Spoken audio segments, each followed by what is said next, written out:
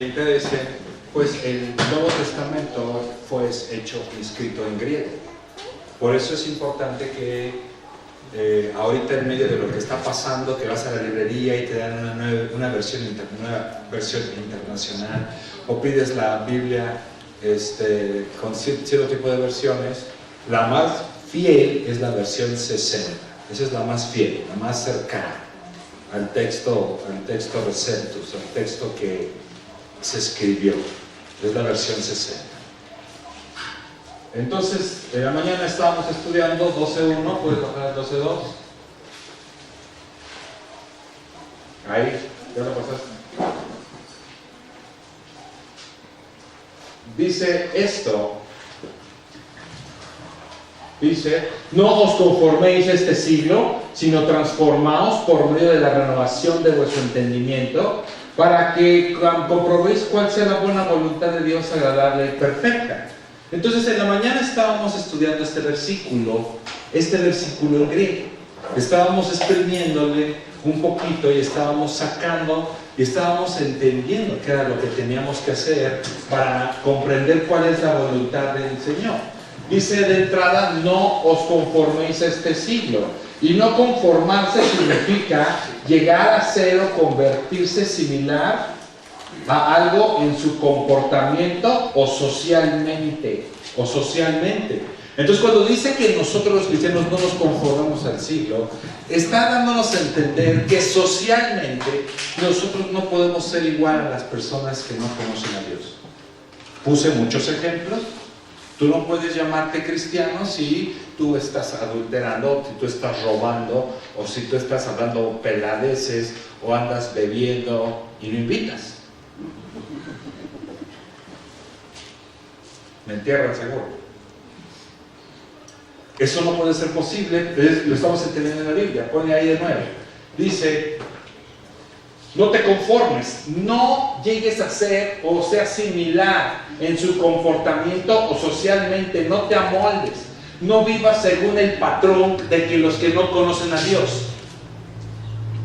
Romanos 12:2 dice, no os conforméis ¿a qué? A este siglo, a este tiempo. No nos debemos conformar a este tiempo, sino que, dice que ¿qué? ¿Qué sigue diciendo entonces el versículo? ¿Alguien dígame?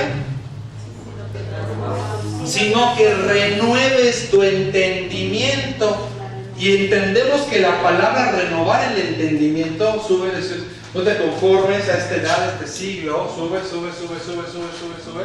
sino transfórmate por medio de ¿qué? De la renovación, sube. Y la palabra de renovación es un sustantivo dativo singular femenino, o sea, la acción de establecer algo como si fuera nuevo y a menudo de una mejor manera. Esto es muy interesante, porque entonces la única manera de renovar algo es haciendo una cosa, ¿qué? Naciendo de nuevo. Este punto es muy importante. Voy a la lección, a la predicación. Es muy importante esta lección. Te voy a explicar por qué es muy importante.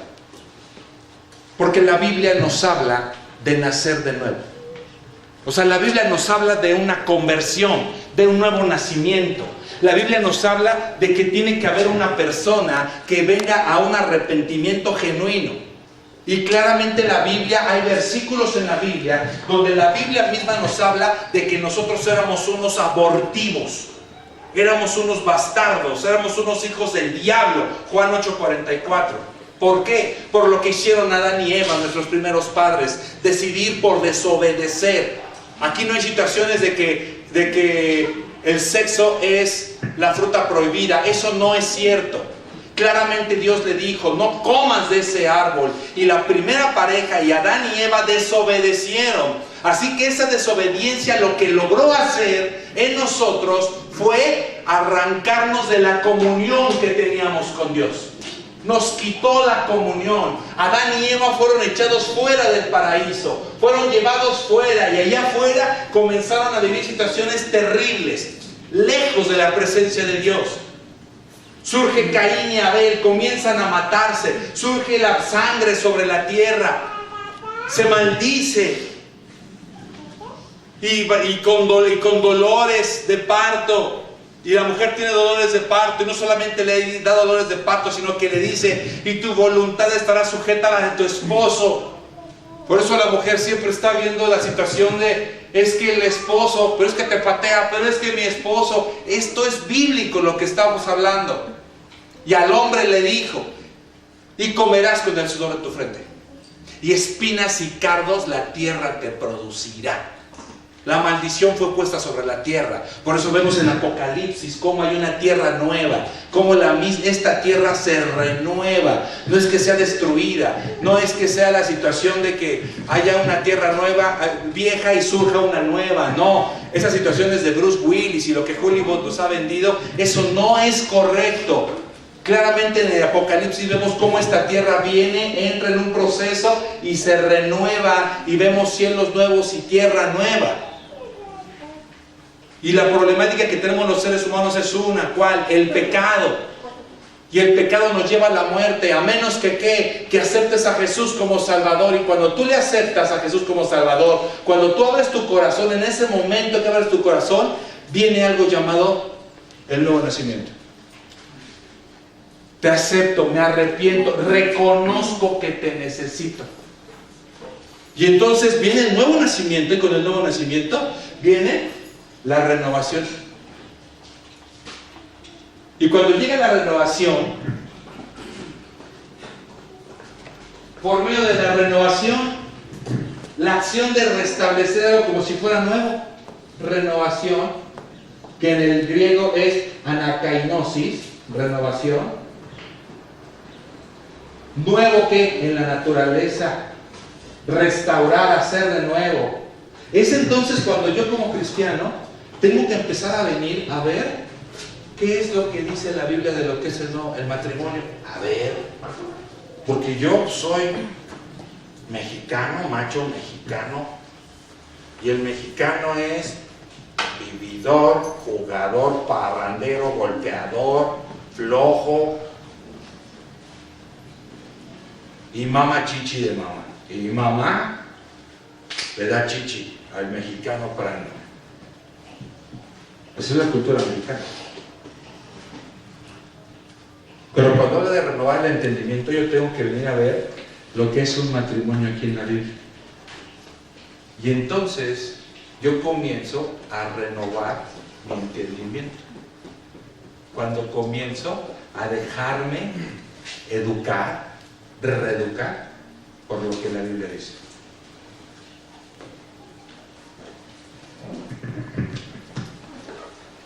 Eso es lo que estábamos estudiando en la mañana.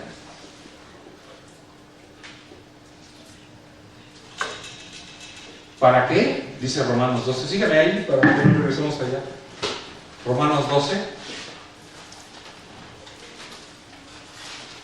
¿Para qué? No se conforma en este siglo, 12:2. ¿Qué dice? Para que comprobemos cuál es ¿qué? La buena voluntad de Dios. Es que ¿por qué pasa esto? Es que ¿por qué no me va bien? De ninguna manera te va a ir bien si tú estás viviendo con tu amante. ¿Por qué? Porque la Biblia en ninguna parte bendice una relación con un adúltero.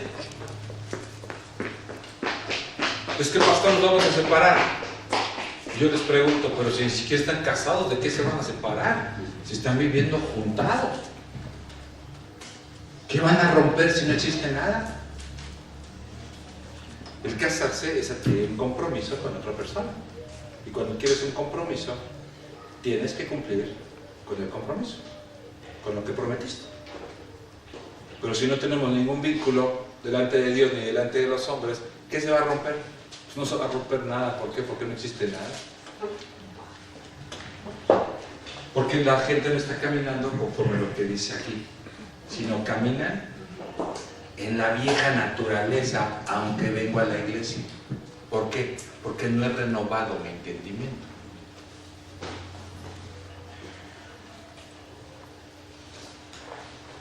Ahora, poniendo esto como referencia, vamos a hacer lo siguiente. esta semana, ahorita quiero hablar un poco sobre la paternidad, hoy, ahorita, para que la semana que entra hablemos un poco sobre la paternidad y hablemos un poco sobre la sanidad divina. Hablando sobre la sanidad divina, vamos a hablar un poco sobre la sanidad y vamos a hablar un poco sobre las enfermedades. Las enfermedades. Y hablando sobre las enfermedades, vamos a hacer un culto de sanidad. Este domingo. 3 o 4 domingos vamos a hacer un culto de sanidad. Así que usted tiene que empezar a buscar personas enfermas de su familia, a las cuales usted les esté predicando, para que vengamos y tengamos un domingo de alabanza hermosa, adoremos al Señor y le demos duro, y entonces usted traiga a todos los enfermos que usted se pueda encontrar. Y vamos a hacer un culto, no solamente vamos a orar por ellos, sino que acabando de orar por ellos vamos a pedir testimonios, para que veamos lo que Dios puede hacer con una iglesia que se ha vuelto loca por creer sus promesas. ¿Ok? ¿Sí? ¿Usted quiere? Amén. Qué lástima que tengo que hacer esto hoy, me gustaría que hubieran estado todos, pero pues no sé si le ha pasado que a veces te quedas con ciertas personas solos y es cuando comes más rico que con toda la banda, ¿no?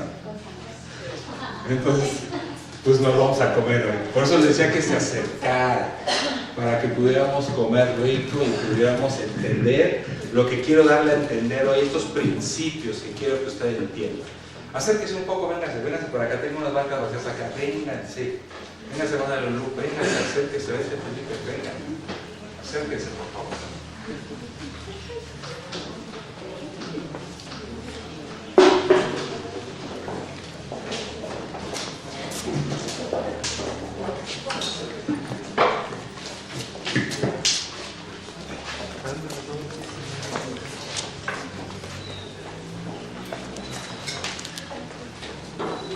Ahora, quiero que entendamos algo así bien rápido y bien sencillo, y esto tiene que ver con quiénes somos nosotros los cristianos.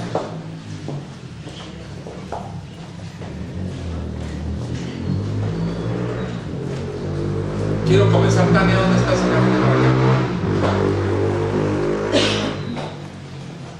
Vente para acá.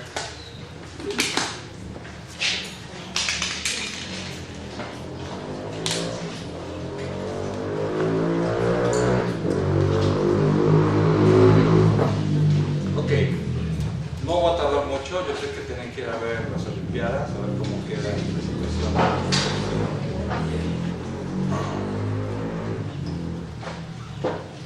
Si quieren ir, pueden ir a Recalentado a Santiago Tocopula. Me acaba de venir a decir Antonio que pueden ir a comer a Recalentado. No es cierto, ¿no?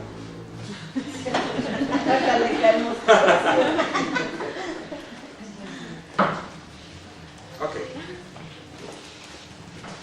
Quiero comenzar de esta manera. Esta parte que voy a hablar es una parte determinante en la vida de un cristiano. Esta predicación yo la he compartido solamente una vez aquí y la quiero compartir de nuevo. Este mensaje es un mensaje que a mí en lo particular me ha servido de una manera increíble. Y esto tiene que ver con que nosotros debemos entender la paternidad de Dios para nuestras vidas. Yo no estoy hablando de que Él sea nuestro Padre. Yo estoy hablando de cómo nosotros nos relacionamos con Dios como hijos. Porque Él es Padre, pero nosotros somos hijos. Y entonces tenemos que aprender cómo tenemos que relacionarnos con Dios. Y yo estuve investigando sobre la palabra Padre, que es pater, y comencé a encontrar que la palabra padre es un trabajo, dice aquí que es el trabajo más realizador que un hombre puede tener, porque tenemos la oportunidad de hacer una inversión eterna en la vida de nuestros hijos.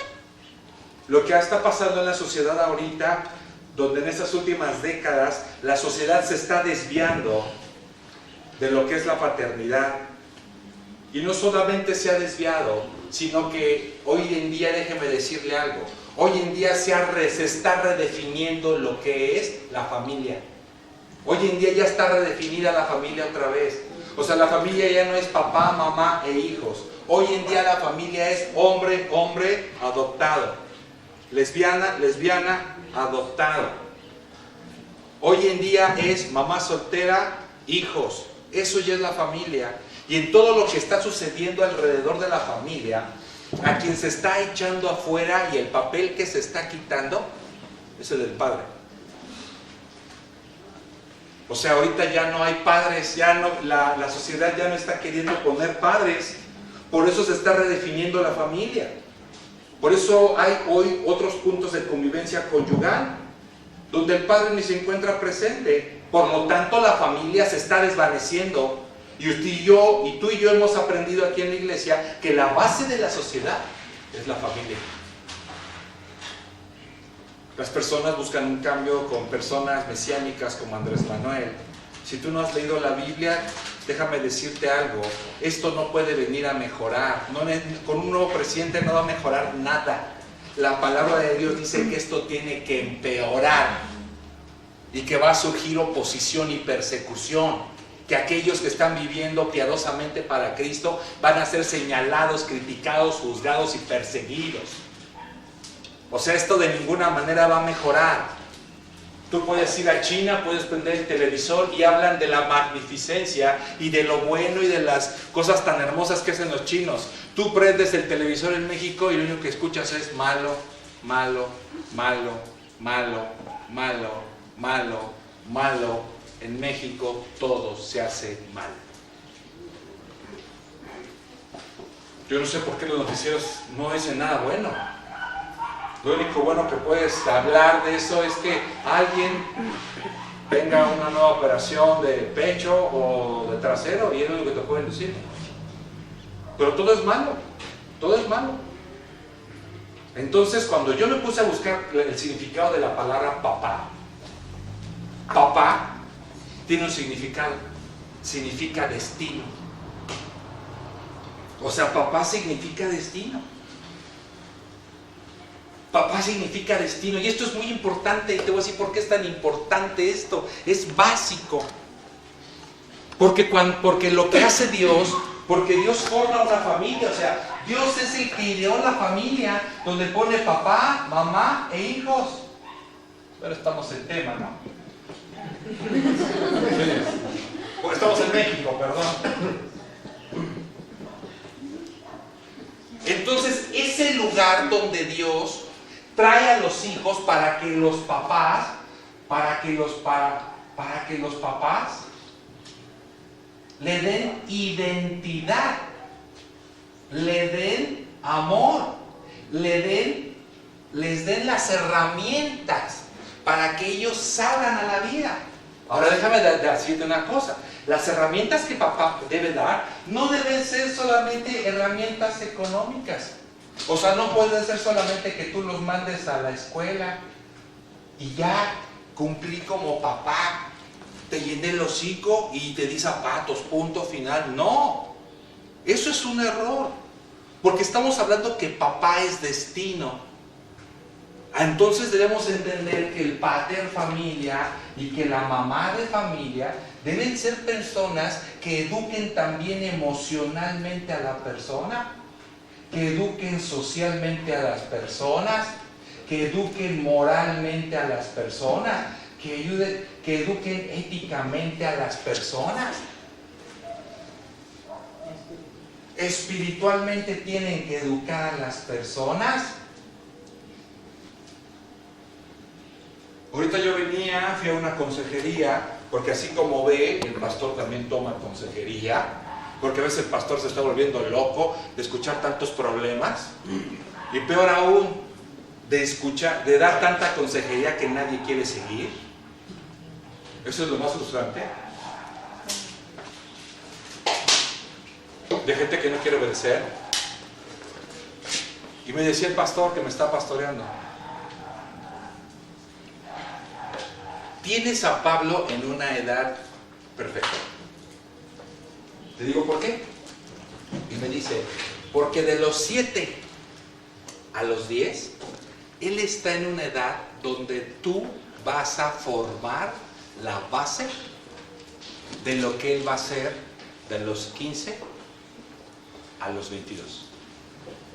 Yo me quedé, ¿cómo? Me dijo, sí, ahorita tú tienes que enseñarle a respetar a las mujeres. Si tú logras en este tiempo que él respete a las mujeres, tú vas a tener un adulto que va a aprender a amar a las mujeres, a respetarlas. Si tú ahorita haces que él ore y abrace a Dios con todo su corazón, el día de mañana él va a ser una persona cristiana en serio, una persona genuina. Si tú lo ayudas a orar en este tiempo, si tú ahorita le metes el karate, si tú ahorita aprendes a tocar su corazón y le aprendes a dar un beso y le aprendes a acariciar, él va a ser esa persona amorosa que te va a amar y te va a cuidar cuando seas un viejo. Por la edad en la que está.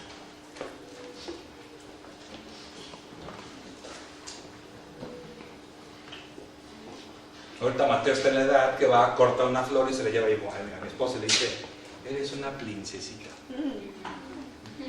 Está en esa edad. Entonces él está, ahorita está en la edad donde él está queriendo conquistar a su mamá. Más adelante él se va a dar cuenta que no puede competir contra mí, yo soy su esposo. ¿Sí? Y entonces él lo que va a hacer es aliarse a mí y le va a empezar a sacar la lengua a su mamá y le va a empezar a decir de cosas a su mamá de tal manera que lo que él va a hacer desidentificarse con ella para identificarse como varoncito. Pero imagínense que esto que estoy hablando es muy bonito, ¿verdad? Es algo hermoso lo que estoy hablando.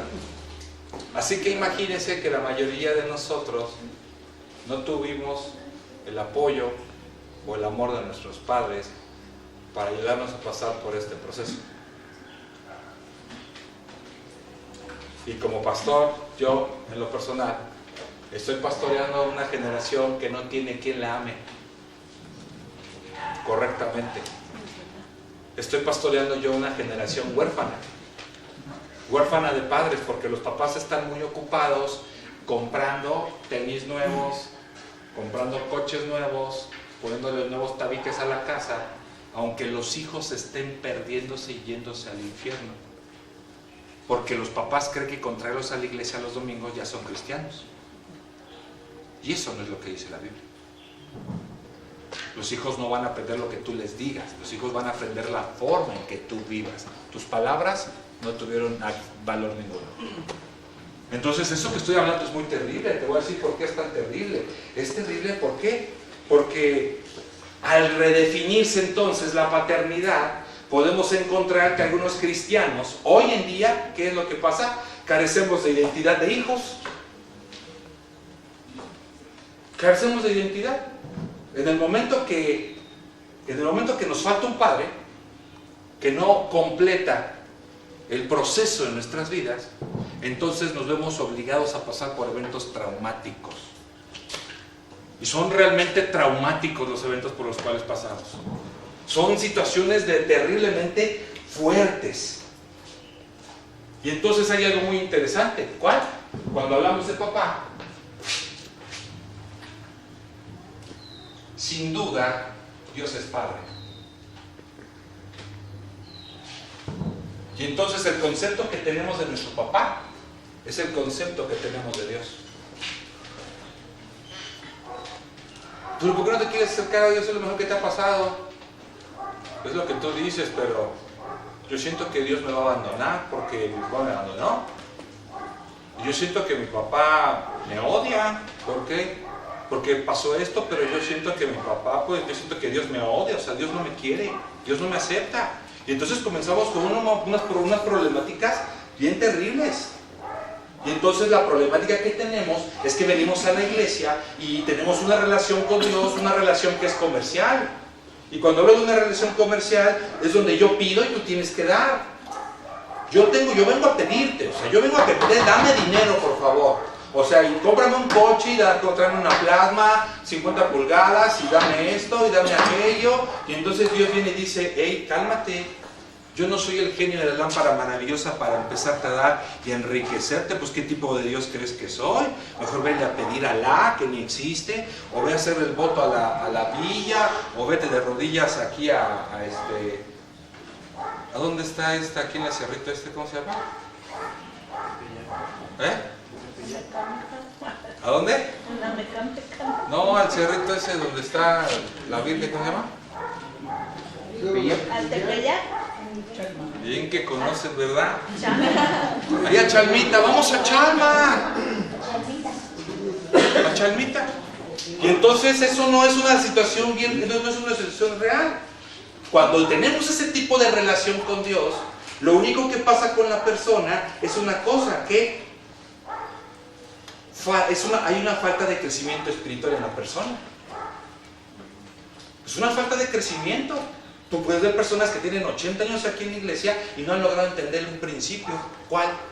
Dios es Padre. Cuando Jesucristo vino a la tierra, nos enseñó de qué manera nos íbamos a relacionar con el Padre. Y fue de una manera como Él lo hizo, Padre. Y hablar de Padre es hablar de destino. Y hablar de Padre es hablar de lo que yo soy ahora, hijo. Y esto de ser hijo tiene que ver de que tengo identidad. Y si algo pasa bien en el cristianismo, es que el cristianismo no tiene identidad. Hoy los cristianos están metidos en situaciones de homosexualidad, de perversiones, de quebrantamiento. Hoy los cristianos han entendido todo, menos una cosa, que tienen un Padre. Y que no hay otra forma de relacionarnos con Él más que como Padre. Es hermoso ir al Antiguo Testamento. Es hermoso cuando tú vas y entiendes el Jehová Jireh. Es hermoso cuando entiendes el Jehová Shalom. Es hermoso cuando entiendes el Jehová Tsekinu. Es hermoso cuando tú entiendes. Sí, es bonito. Claro, es hermoso. Qué bonitas predicaciones. Aleluya. Pero estás perdido hoy como cristiano, haciendo pedazos y por la borda tu vida, si no estás entendiendo que en el Nuevo Testamento Jesús lo único que hizo es mostrarnos una cosa. ¿Quién? Al Padre. Amén. Y que no hay otra palabra que Jesús utilice. Padre, Padre, Pater, Padre, Papá, Papito, Papá. Eso fue lo que Jesús vino a enseñarnos. Y que si hay un Padre, hay un Hijo. Claro, hay un Hijo. Y es algo que nosotros debemos entender, que hay un Hijo. La falta de crecimiento y de madurez en la iglesia nos lleva a los cristianos a carecer de destino. ¿Por qué? Porque no conocemos a Dios como nuestro Padre. La gente carece de destino. Hace unos meses, antes de viajar a Asia, me dice un pastor: te quiero invitar a predicar. Le digo: ¿qué quieres que predique? Me dijo: quiero que hagas un taller de identidad. ¿Un taller de identidad? Le dije: ¿a qué te refieres con identidad? Es que mis servidores no saben, no tienen identidad. Y yo más o menos le agarré casi como la aventó. Quiere que le haga unos cuantos robots para que le sirvan a él. Ya entendí. Y buscando a Dios, vino Dios, el Espíritu Santo, y me dijo: la única identidad que ellos deben tener es las de hijos, y yo soy su Padre. Amén. Y cuando eso no fue lo peor de todo, hermanos, cuando me paro en la plataforma y comienzo a decirles la pregunta clásica: ¿quién eres? Hubieras visto las contestaciones. Yo soy el zapatero de la iglesia. ¿Y tú quién eres? Yo soy el diácono. No me faltaba que sacara la pistola, no le dé un balazo, ¿no? Porque ya saben, siempre el diablo entra por el diácono o por el sonido. Sí, ¿no? O sea, siempre el diablo entra a la iglesia por esos lados. Y me empezaron a decir quiénes eran todos en la iglesia. Hasta que yo les hice una pregunta: ¿cuál? ¿Hay alguien aquí que sea hijo de Dios? Si hubieran visto su cara, nadie dijo amén. Y es que entonces estamos en un problema terrible. ¿Por qué? Porque entonces no saben cuál es su destino. Entonces ellos no saben para qué sirve tener entonces un papá. Y esto es terrible porque los individuos que vivimos aquí en la tierra logramos sobrevivir traumáticamente el impacto de un hogar abandonado o de un matrimonio que se está destruyendo. Quedamos tarados las personas. De ver a un papá que se larga de la casa con la amante, de ver a un papá que no quiere amarme, porque eso lo entendemos las personas, eso lo entendemos los hijos. Tú puedes ver peleando a papá, puedes ver peleando a mamá, tú puedes ver que ellos están haciendo cosa y media, pero lo que los hijos entendemos es una cosa, que no me aman. Y es traumatizante pasar eso en una casa. Es traumatizante. La gente sufre desajustes sociopsicológicos que los conducen al fracaso en ciertas áreas de su vida. ¿Por qué? Porque tú no puedes entender que alguien que te engendró, que te creció, a la mera hora ya no le importaste.